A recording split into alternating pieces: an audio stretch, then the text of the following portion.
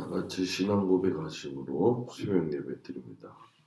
전능하사 천지를 만드신 하나님 아버지를 내가 믿사오며 그 외아들 우리 주 예수 그리스도를 믿사오니 이는 성령으로 잉태하사 동정녀 마리아에게 나시고 본디오 빌라도에게 고난을 받으사 십자가에 못 박혀 죽으시고 장사한 지 사흘 만에 죽은 자 가운데서 다시 살아나시며 하늘에 오르사 전능하신 하나님 우편에 앉아 계시다가 저리로서 산자와 죽은 자를 심판하러 오시리라. 성령을 믿사오며 거룩한 공예와 성도가 서로 교통하는 것과 죄를 사하여 주시는 것과 몸이 다히 사는 것과 영원히 사는 것을 믿사옵나이다. 아멘. 266장 찬양합니다.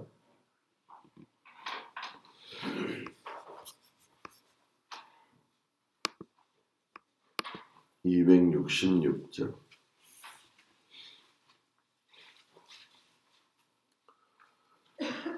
주의 피로 이룬 샘물 참 깊고 넓도다. 구원하는 그 신능력 다 찬송할지라. 찬송하세 주의 보혈 그 샘에 지금 나아가 죄에 깊이 빠진 이모 그 피로 씻어 맑히네. 죄악 세상 이김으로 거룩한 길 가는 나의 마음 성전 삼고 주께서 계시네. 찬송하세 주의 보혈 그 샘에 지금 나아가 죄에 깊이 빠진 이모 그 피로 씻어 맑히네. 주 예수를 깊이 아는 놀라운 그 은혜 하늘나라 즐거움이 매일 새롭도다. 찬송하세 주의 보혈 그 샘에 지금 나아가 죄에 깊이 빠진 이 몸 그 피로 씻어 맑히네. 아멘.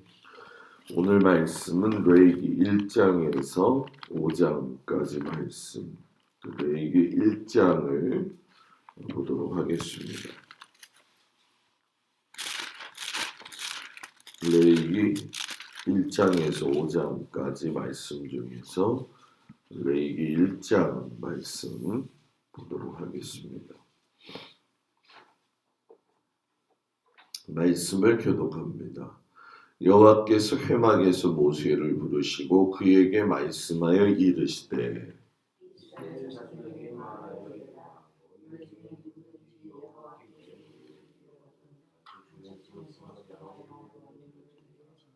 그 예물이 소의 번제이며 흠없는 수컷으로 회막문에서 여호와 앞에 기쁘게 받으시도록 드릴지니라.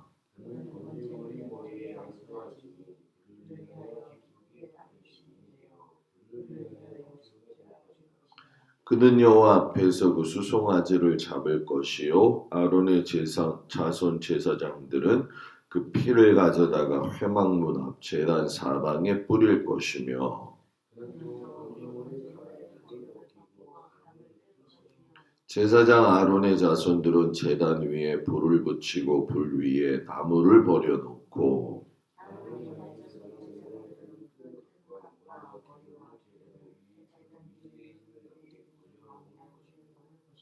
그 내장과 정강이를 물로 씻을 것이요 제사장은 그 전부를 제단 위에서 불살라 번제를 드릴지니 이는 화제라 여호와께 향기로운 냄새니라.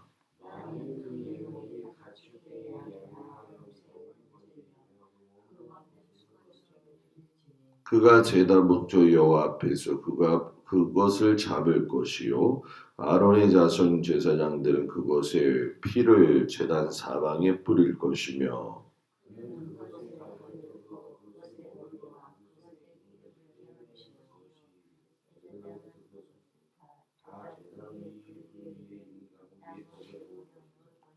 그 내장과 그 정강이를 물로 씻을 것이요 제사장은 그 전부를 가져다가 제단 위에서 불살라 번제를 드릴지니 이는 화제라 여호와께 향기로운 냄새니라.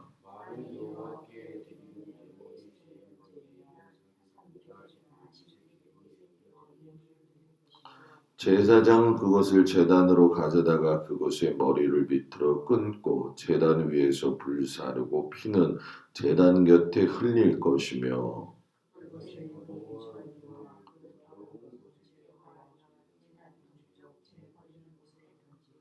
또 그날개 자리에서 그 몸을 찢되 아주 찢지 말고 제사장이 그것을 제단 위에 불 위에 있는 나무 위에서 불살라 번제를 드릴지니 이는 화제라 여호와께 향기로운 냄새니라. 아멘.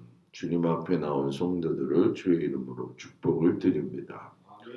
이제 성경에서 모든 성도들이 제일 힘들어하는 레이기인데 이 레이기가 왜 필요하냐면 보통 하나님의 사랑이 담긴 편지이기 때문이다 이렇게 하지만 레이기가 꼭 없으면 안 되는 이유가 있어요. 그거는 첫 번째는 그 첫 번째 대사장이었던 아론과 마지막 대제사장이셨던 예수님을 묶어서 이해할 수 있는 게 바로 레이기이고 또 레이기가 없으면 우리 다니엘이 바벨론에 가서 포로로 잡혀 있을 때에 그가 하나님 앞에 거룩히 성별하여서 먹는 것을 구분한 이유가 무엇인가 이거를 또 알 수가 없게 되어지죠. 그리고 레이기가 없으면 또 사복음서에 가서 예수님께서 나병 환자를 고치시고 레이기의 기록대로 제사장에 가서 보이라 하는 그 이유가 무엇인지를 설명할 수가 없고 또 레이기가 없으면 각자의 소견대로 살았던 사사시대 때에 밤모퉁이의 일부를 남겨놓았던 그 고아와 과부들을 위한 나그네를 돌봤던 룻기의 보아스의 그 이유가 왜 그런지 그리고 레이기가 없으면 예레미야가 제사장 나라 미래 경영법으로 얘기했던 예고한 그 바벨론의 70년 포로 생활 그리고 예수님의 새 언약에 대한 것들을 알 수가 없다는 거죠. 그러니까 레위기는 단순히 제사법만 이야기하는 것이 아니라 제사장 나라의 기초가 되어지고 하나님의 나라의 백성들이 지켜야 할 거룩한 법에 대한 아주 중요한 하나님의 지침이라는 거죠. 첫 번째 유월절이 출애굽하면서 있었던 거 아마 기억을 하실 겁니다. 그때 모세가 하나님의 명령대로 각 가정에서 1년 된 그 순양을 잡아가지고 그 피를 문 좌우 임방에다가 문설주에 바르게 되죠. 그때 이렇게 하지 않았던 애굽의 각 가정들은 뭐 장자들뿐만이 아니라 짐승의 초태생까지 다 죽었지만 히브리 민족, 유대인 민족은 반대로 다 살게 되었죠.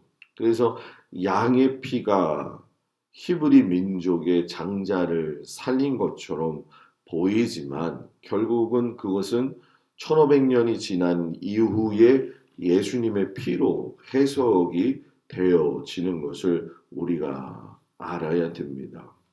그렇게 출애굽해서 이스라엘 백성들이 시내산에 가고 난 이후에 유월절을 또 맞이하게 되면서 십계명과 더불어서 오늘 레위기 1장에서 5장까지 나오는 5가지의 제사법을 하나님 앞에 받게 돼요. 이 5가지 제사를 보게 되면은 참 어찌 보면 복잡하다 그런 마음이 들겠지만 이스라엘 백성들이 출애굽할 적에는 노예 생활에서 해방할 수 있는 길을 열어주셨다고 한다면 이제 레위기에서 5가지 제사는 죄에서 해방받을 수 있는 길을 열어주셨다라는 것이죠.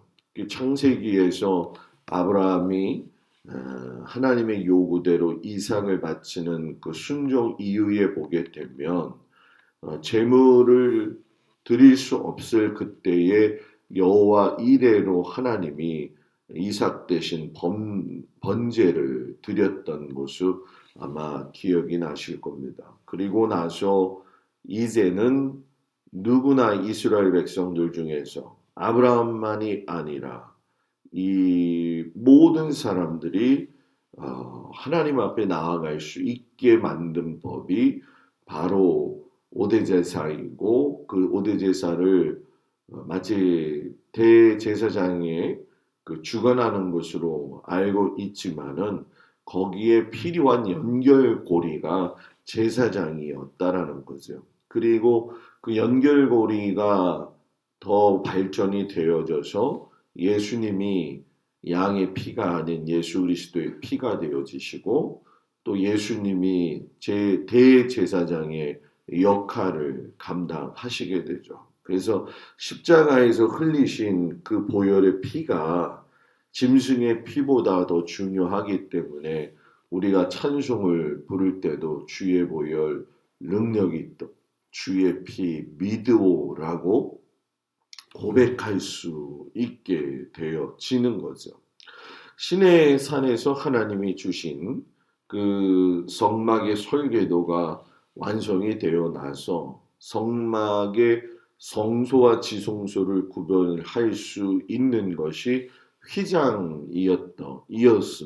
그런데 그 휘장이 완성되어지고 1500년 후에 그 휘장이 예수님이 십자가에 돌아가시면서 찢어지고 다 이루었다라고 하는 예수님의 말씀의 의미는 어떤 의미였느냐? 바로 하나님에게 주신 레위기가 직접 하나님의 아들이신 예수님을 통해서 완벽하게 이루어졌다라는 얘기죠. 그렇기 때문에 애굽 노예 생활에서 이제 해방된 것으로 만족되어지는 것이 아니라 이제는 제사장 나라의 거룩한 시민이 되기 위해서는 그 시민들이 지켜야 될 법들이 있지 않겠어요? 우리가 대한민국에 살면 대한민국의 법을 지켜야 되는 것처럼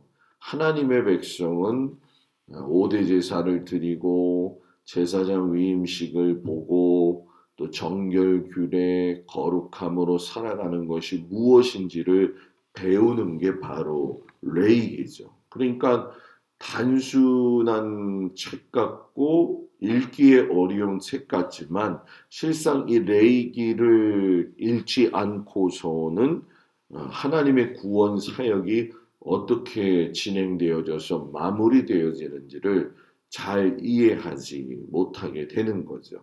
그리고 5대 제사를 보게 되면 꼭 하나님께서 그 제사 후에 예물을 드려라 이렇게 얘기를 하셔요. 이 예물은 코르반이라고 하는 뜻인데 이 코르반은 카라부 즉 가까이 오다 가까이 가져오다 이런 뜻이거든요.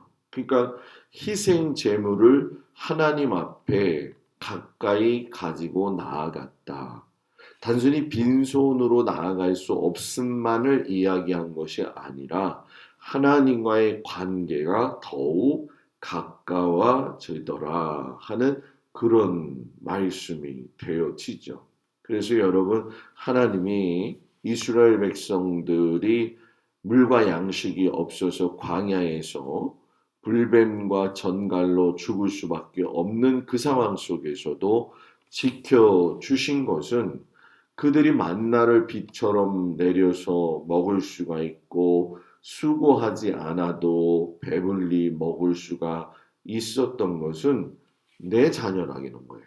내 자녀이기 때문에 먹이시고 입히시고 그랬으니 너희들은 뭐 하라는 거예요?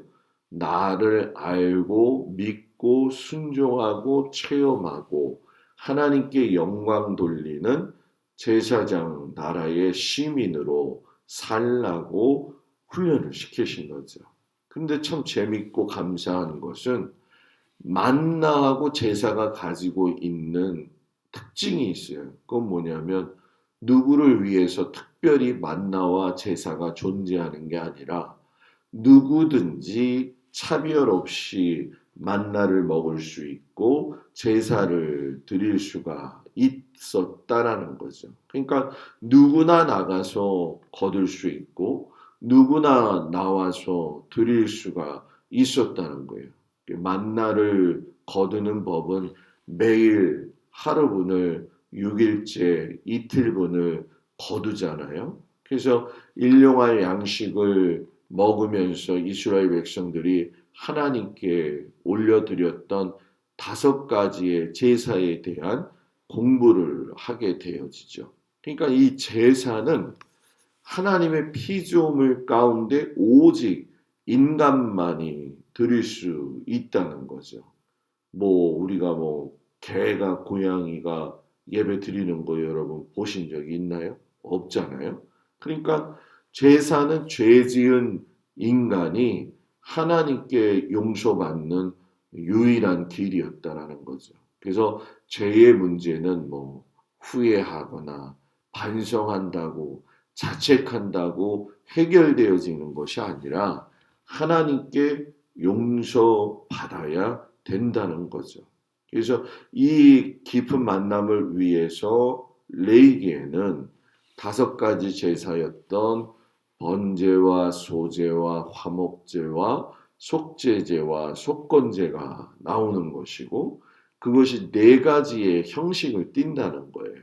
화제와 요제와 거제와 전제로 띄게 되어지는 것이고 3가지 방법, 거룩한 장소에서 거룩한 제사장을 통해서 하나님 앞에 예물을 드리면서 하나님을 사랑하면서 하나님께 용서함 받고 또 이웃과의 나눔도 이루어지고 민족 간의 평화도 나오게 되어지는 거죠.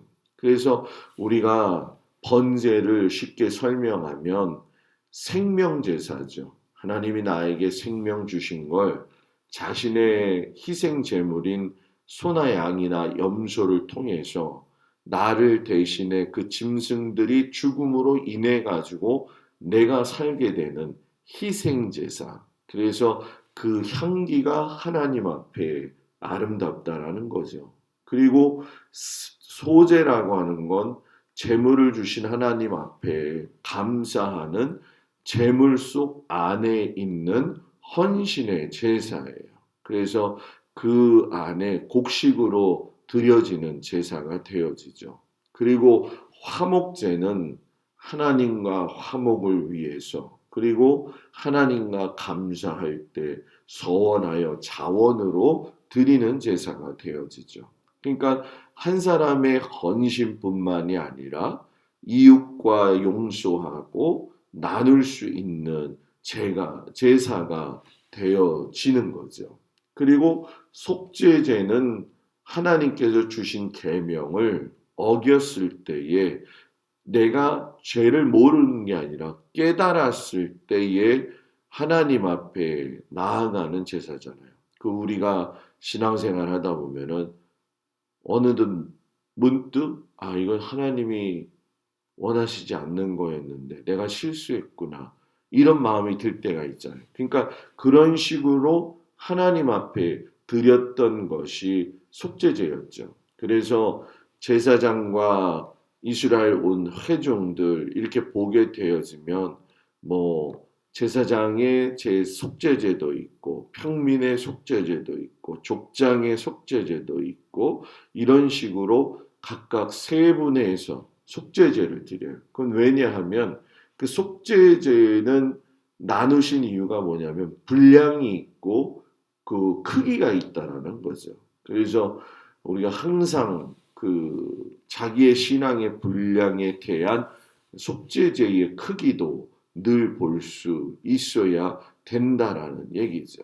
그리고 나서 뭐 고운 가루도 10분의 1 에바를 드려라, 비둘기 2마리를 드려라. 이거는 이 속죄제가 뭐 곡식 드리던 이 소제하고 똑같은 건가요? 그게 아니라 아까 이야기 드렸던 것처럼 제사장은 제사장 분량, 평민, 뭐 족장 이렇게 분류가 돼 있는데 그거보다도 더 못해가지고 아무것도 드릴 수 없는 사람들은 가장 낮은 제사를 드릴 수 있도록 그것이 고운 가루 에바 10분의 1이 되어도 좋고 비둘기를 갖다가 죽여서 피를 버리죠. 근데 아까 읽은 말씀에 보게 되면은 비둘기를 찢지 말라고 그러잖아요. 그 비둘기를 찢었다고 한번 생각해 보세요. 굉장히 조그맸을 거 아니에요. 그러면 드린 사람의 부끄러움이 있다라고 하기 때문에 그것도 찢지 않고 배려하시는 하나님의 모습이 담겨져 있는 거죠. 그러니까 하나님은 우리를 참 배려하시는 분이에요. 그리고 속건제는 내가 잘 몰라서 하나님의 성물이나 계명을 범했을 적에 이웃에게 손해를 입혔을 적에 하나님 앞에 자복하면서 손해하고 배상하는 것이죠. 그러니까 이 말씀을 보면서 우리가 레위기 1장에서 5장에 보면 뭐 해라 뭐 해라 뭐 해라 그것이 중요한 게 아니라 하나님은 노아의 번제에서 아브라함의 번제로 그리고 아브라함의 후손인 이스라엘 백성들로 하여금 성막에서 누구든지 제사를 드리게 하셔서 누구든지 주님 앞에 나오면 죄사함 받을 수 있도록 허락하셨다는 거죠. 그러니까 모든 죄사함에는 차별이 없다는 거죠. 그러니까 예수 믿는 우리들은 이 죄사함과 용서의 차별함이